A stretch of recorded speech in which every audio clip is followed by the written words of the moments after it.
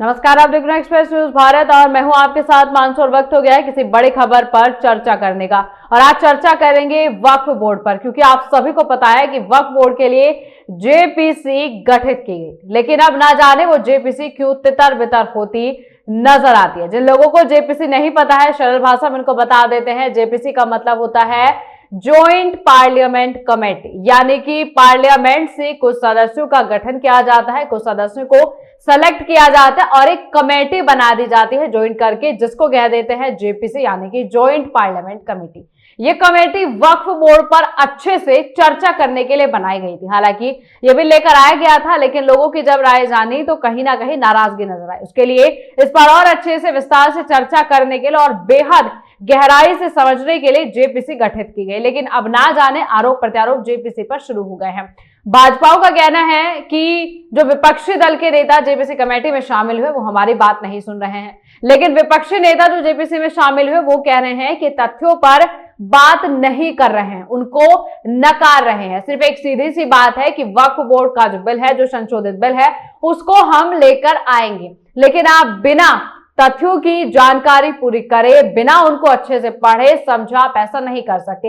जैसा मैंने आपसे शुरू में कहा कि जेपीसी कमेटी तितर बितर होती नजर आती है, लेकिन वही असदुद्दीन ओवैसी जो कि एआईएमआईएम के अध्यक्ष बताए जाते हैं, उन्होंने कहा कि मैं 1 इंच भी जमीन नहीं दूंगा। अगर ये वक्फ बोर्ड कानून आ जाता है तो देश में अस्थिरता पैदा हो जाएगी।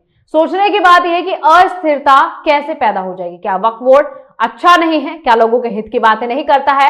अगर इसमें संशोधन किया भी जा रहा है तो कहीं ना कहीं लोगों की जमीनों को बचाने के लिए किया जा रहा है।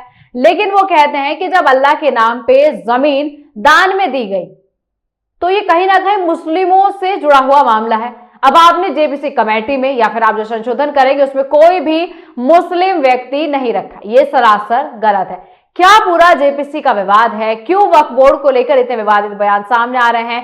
केंद्रीय मंत्री गिरिराज सिंह भी कहते हैं, वो कहते हैं कि देश का संविधान, देश का लोकतंत्र ओवैसी जी के पिताजी का नहीं है, सोच समझकर बात कीजिए। यानी कि ये हो क्या रहा है? पूरा विवाद समझते हैं क्यों वक्फ बोर्ड पर विवाद इस वक्त गरमाया हुआ है। और वक्फ बोर्ड पर विवाद समझेंगे कांग्रेस के जाने माने प्रवक्ता आशीष जी से, जिनसे पहले भी हम अक्सर चर्चा करते रहते हैं, उन्हीं से समझेंगे क्या ये वक्फ बोर्ड का विवाद है। उससे पहले आप ये बयान सुनिए। देखिए, जो फाइनल रिपोर्ट दी गई है और जो बीजेपी के एमपीज ने जो अमेंडमेंट्स दिए, जो उनकी न्यूमेरिकल स्ट्रेंथ के ऊपर उन्होंने उसको पास करवा लिया, और अपोजिशन ने जो अमेंडमेंट्स दिए उसको हम लोग पास नहीं करवा सके क्योंकि हमारे पास स्ट्रेंथ नहीं थी। सच्चाई ये है कि पहले तो आप ये जानिए कि वक्फ बोर्ड जो है वो मुसलमानों के उन प्रॉपर्टीज के लिए है जिसको हमारे बुजुर्गों ने दान दिया था, अपनी प्रॉपर्टी को दान दिया अल्लाह के नाम पर। उसमें मेंबर आप बना रहे हैं नॉन मुस्लिम को नंबर 1, और उसमें नॉमिनेट करेंगे, इलेक्शन नहीं होगा अभी स्टेट वक्फ बोर्ड में। आप नॉमिनेट करेंगे तो उसमें मेजॉरिटी नॉन मुस्लिम मेंबर्स भी हो सकते हैं, उसमें सेंट्रल वक्फ काउंसिल में भी ऐसा ही होगा। दूसरी बात यह है कि limitation act Hindu endowment board पर, सिख के गुरुद्वारा के ऊपर, क्रिश्चियंस पर अप्लाई नहीं होता, तो वक्फ बोर्ड पर क्यों लिमिटेशन एक्ट अप्लाई करने जा रही है सरकार? तीसरा यह है कि कलेक्टर या उसके अबाव ऑफिसर्स को कोई पावर ही नहीं है, आप उनको पावर देकर एग्जीक्यूटिव कंट्रोल करना चाह रहे हैं। चौथी बात यह है कि वक्फ बाय यूजर, जो वक्फ बाय यूजर है, जिसको बाबरी मस्जिद, राम मंदिर में सुप्रीम कोर्ट ने अपहेल्ड किया, उसके पैराग्राफ्स लिखे उसके बारे में, उस जजमेंट के मुताबिक राम मंदिर बन गई, और उस जजमेंट में जो वक्फ बाय यूजर के बारे में सुप्रीम कोर्ट ने कहा है, सरकार उसके बरक्स, उसका ऑपोजिट काम कर रही है। ऐसे कई अमेंडमेंट जो सरकार पेश की और फिर इस जेडब्ल्यूसी में उसको बीजेपी के और उनके अलाइज ने पास किया, उससे वक्फ बोर्ड खत्म होकर रह जाएगा। ऑन पैरिटी, जब हिंदू एंडोमेंट बोर्ड्स में नॉन हिंदू नहीं बन सकता तो नॉन मुस्लिम कैसे बनेगा? यहां पर सिर्फ गुरुद्वारा प्रबंधक कमेटी में सिख ही बन सकता है, आप यहां पर क्यों बनाना चाह रहे? और एंक्रोचर्स को आप रिवॉर्ड कर रहे हैं लिमिटेशन एक्ट अप्लाई करके। ट्राइब्यूनल में आप क्या करने जा रहे हैं? तो ये तमाम चीजें, इससे एक ही मकसद है कि जितनी वक्फ प्रॉपर्टीज है सरकार उसको छीनना चाह रही है। जिसमें मस्जिद भी है, दरगाह भी है, खानखा भी है, कब्रिस्तान भी है। अब ये अमेंडमेंट जो इन्होंने अपनी स्ट्रेंथ पर पास करवा लिया, इस फाइनल रिपोर्ट में आप देखिए क्या कहते हैं, वक्फ यूजर में अगर वो डिस्प्यूटेड प्रॉपर्टी होगी या गवर्नमेंट प्रॉपर्टी होगी तो वक्फ यूजर नहीं होगा। मैं आपको एक एग्जांपल दे रहा हूं, सच्चर कमेटी जाकर पढ़िए, जिसमें सच्चर कमेटी ने कहा कि दिल्ली में 123 ऐसे प्रॉपर्टी है जो सरकार के कब्जे में है। मैं कहा वक्फ प्रॉपर्टी है सरकार के कब्जे में, उसकी 2008 में लागत 3000 करोड़ बताई गई। पार्लियामेंट के सामने की मस्जिद को गवर्नमेंट बोलती गवर्नमेंट की है, सामने है ना पार्लियामेंट सामने की, वहां के इमाम साहब एमपी है, उसका कोर्ट में केस चल रहा है, तो सरकार बोली हमारी प्रॉपर्टी हो गई। कैसे होगा बताइए आप? ये ऐसे कई एग्जांपल्स दे रहे हैं। आप इवैक्यू प्रॉपर्टी खत्म कर रहे हैं, इवैक्यू प्रॉपर्टी अलग है, इवैक्यू बाय वक्फ अलग है। पंजाब में हजारों एकड़ इवैक्यू प्रॉपर्टी जिससे रेवेन्यू आता है उसको खत्म कर रहे हैं आप, तो उससे फायदा किसको हो रहा है? सिर्फ नफरत की बुनियाद पर मुसलमानों की प्रॉपर्टीज को वक्फ की प्रॉपर्टी को छीनने के लिए। और एक बात समझिए, ये वक्फ की जो प्रॉपर्टीज है वो हमारे लिए एक वर्शिप है। नमाज हम पढ़ते हैं मगर ये भी हमारा एक वर्शिप है, उसको हमको उससे महरूम करना चाह रहे, ये हम इस कह रहे हैं। तो इनका मंशा और मकसद तो वो एक ही है ना, वक्फ प्रॉपर्टीज बचाना नहीं है, छीनना है। तमाम सवालों के साथ हमारे साथ कांग्रेस के जाने माने प्रवक्ता आशीष जी जुड़ चुके हैं। जैसा मैंने आपसे पहले बताया था कि पहले में हम चर्चा करते रहते हैं। आशीष जी, क्यों वक्फ बोर्ड पर इतना विवाद बना हुआ है? क्यों असदुद्दीन ओवैसी जी कह रहे हैं कि एक इंच जमीन नहीं देंगे? जब जेपीसी गठित कर दी गई थी तो अब परेशानी क्या है? अब जेपीसी भी तितर बितर होती नजर आ रही है। जनता समझ नहीं पा रही कि वक्फ बोर्ड को लेकर दोबारा मुद्दा क्यों गरमाया गया। जी देखिए, वक्फ बोर्ड को लेकर लोकसभा द्वारा एक जेपीसी गठित की गई जिसमें 26 सदस्य थे, और उन 26 सदस्यों में जब बैठक की गई तो एक तरफा निर्णय लिया गया, एक तरफा सुनवाई हुई। दूसरे जो विपक्ष की जो बात थी, उनकी नोटिंग्स थी, उनके विषयों को और उनके बिंदुओं को सामने नहीं लाया गया। तभी जेपीसी की जो मीटिंग थी तभी उठ गई, और जगदम्बिका पाल जो समिति के अध्यक्ष थे उन्होंने पूरी तानाशाही का परिचय देते हुए, और क्योंकि इसमें सदस्यों की संख्या सरकार के पक्ष की ज्यादा थी, सरकार के पक्ष के लोगों ने बिना किसी सुनवाई के, बिना किसी कानून और संवैधानिक जो अधिकार वक्फ बोर्ड को दिए गए हैं, मुस्लिम समाज को दिए गए हैं, उसके सारे पक्ष सुनने के बजाय एक तरफा एक रिपोर्ट बनाई जिसमें 15 सदस्य उनके कमेटी की रिपोर्ट के पक्ष में वोट दे रहे हैं और 11 विरोध में नोट लिख के दे रहे हैं। और विरोध में हमारे जो विपक्ष के जो सदस्य थे उसमें उन्होंने बाकायदा लिख कर दिया है किन किन विषयों पर उनकी असहमति है, उसके बावजूद इसे लोकसभा में पेश कर दिया गया। यानी कुल मिलाकर ये है कि जिस समय देश आजाद हुआ और उस समय विभिन्न सामुदायिक और विभिन्न धर्मों को मानने वाले लोगों के लिए जो अधिकार सुरक्षित रखे गए थे, जो वचन दिया गया था पूरी जनता को, उस वचन को तोड़ने का काम ये सरकार कर रही है। और ये बड़ा, हम इसे कहते हैं कि बड़ा संवैधानिक हमला है, और ये पहला हमला क्योंकि मुस्लिम समुदाय के संवैधानिक अधिकारों पर है, तो निश्चित रूप से ये संविधान विरोधी है। और भारतीय जनता पार्टी की जो मानसिकता है अपने आप को मुस्लिम विरोधी और तथाकथित हिंदू पक्ष बनाने की, तो उस मानसिकता का प्रदर्शन कर रहे हैं। ये तानाशाही है और गलत रिपोर्ट है, ये जनमत नहीं है, और ये रिपोर्ट बिल्कुल गलत तरीके से पेश की गई है और इसमें बहुमत जबरदस्ती लाएगी। ठीक है आशीष जी, जब पहले लोगों ने वक्फ में संशोधन के बारे में बताया कि देखिए एक तरीके से डिक्टेटरशिप खत्म हो जाएगी, लोग अपनी जमीन बचा पाएंगे, क्योंकि कहीं ना कहीं ये लोगों की जमीन, आप जिस पर हाथ रख देंगे वो जमीन आपकी। फिर परेशानी क्या है? वक्फ बोर्ड में संशोधन अगर हो रहा है, मैं चाहती हूँ आप बताएं परेशानी क्या है फिर उसमें? नहीं, ये बताए ना कि संशोधन करना क्या चाह रहे हैं। ये तो वक्फ बोर्ड के अधिकार जो है उनको कमजोर करने का काम कर रहे हैं केवल, इसके अलावा कुछ नहीं। यानी यदि किसी व्यक्ति की संपत्ति और वक्फ बोर्ड के बीच में विवाद है तो भारतीय कानून के अनुसार उसकी सुनवाई सिविल कोर्ट में होती है। तो इसलिए ऐसा तो कोई विषय है ही नहीं कि जो सिविल कोर्ट में सुनवाई ना हो रही हो। लेकिन अब जो सरकार कानून बनाने में लगी है वह केवल एक परसेप्शन बनाना चाहती है कि वह मुस्लिमों को प्रताड़ित करने का काम कर रही है, जिससे उनको वोट मिलते हैं।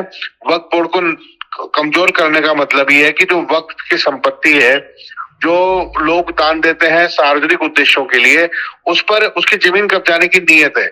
और इसमें एक घटना का सीधा सीधा उल्लेख कर लें कि मुंबई में जो अदानी जी का जो घर बना हुआ है एंटिलिया, ये आरोप ये था कि वो वक्फ बोर्ड की जमीन है जिसमें यतीम खाना खोलना था, और उसकी संपत्ति वो थी, तो उसकी संपत्ति पर ही एक अवैध कब्जा है।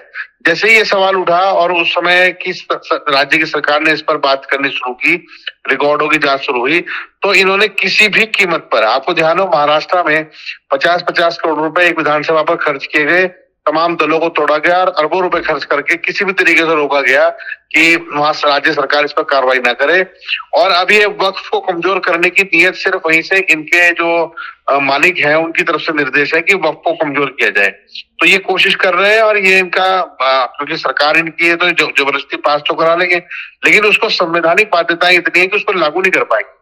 लेकिन देखिए पीछे, बिल्कुल देखिए, मैं बीच में मेरा सवाल है, जब पीछे बात उठी कि ताजमहल वक्फ बोर्ड का है, तमाम चीजें वक्फ बोर्ड ने अपनी बना दी, फिर सरकार ने कहा हम संशोधन करेंगे, कि हम प्रॉपर टीम बनाएंगे, कि ये उस जमीन वाले को नहीं बताना है कि ये जमीन वक्फ बोर्ड की, वक्फ बोर्ड को बताना है कि वो जमीन कैसे उसकी है।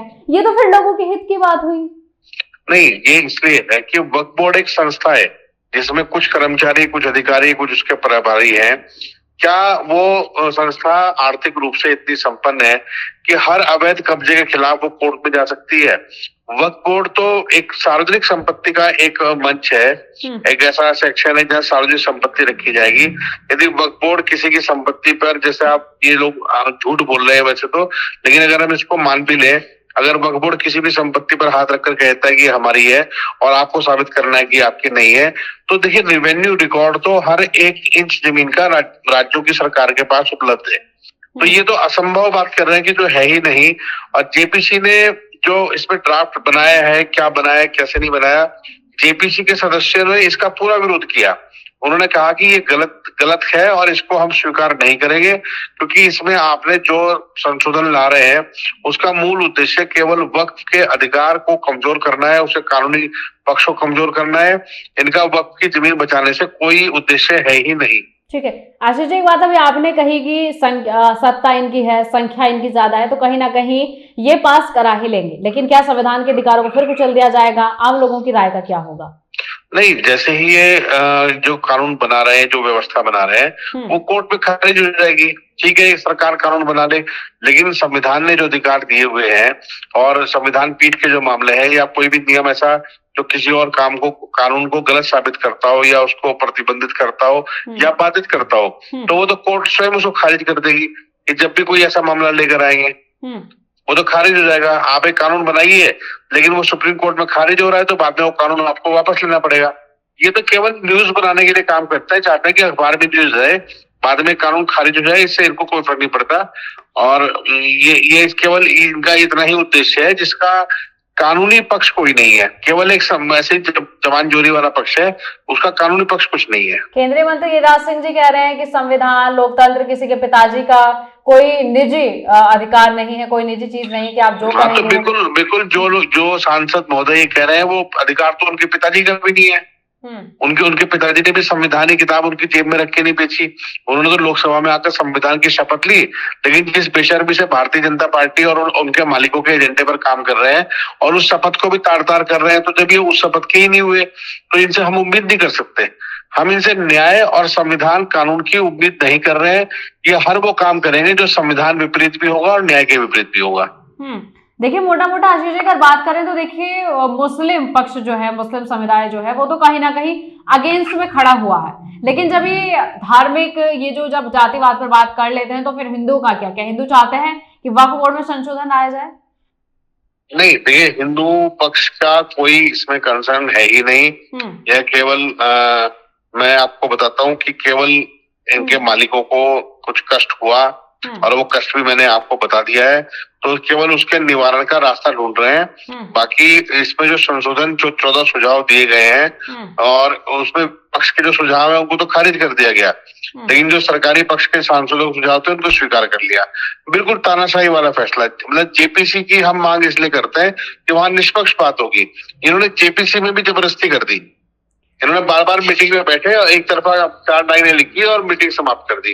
ये पूछने को तैयार नहीं है। अगर ये बिल पास हो जाता है, क्योंकि संख्या उनकी ज्यादा है, लाया जाता है कानूनी तौर पर, क्या विपक्षी पार्टी करेगी? नहीं, इसमें केवल एक कानूनी और जो अदालती लड़ाई है उसको लंबा खींचने का काम करेंगे।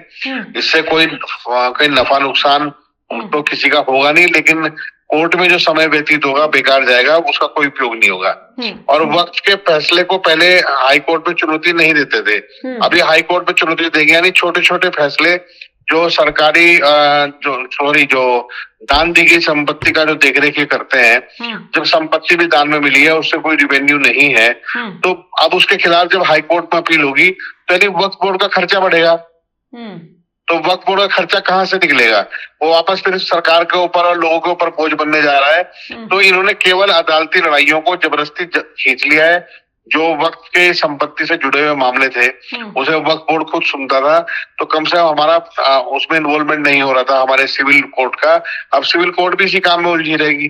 तो ये तो उन्होंने वक्त की बर्बादी करने का काम किया है और इससे किसी को कोई फायदा नहीं है। ठीक है आशीष जी, बहुत शुक्रिया आपका वक्फ बोर्ड पर तमाम जानकारी देने के लिए, बहुत सरल भाषा में समझाने के लिए आपका बहुत शुक्रिया। जी जी जी।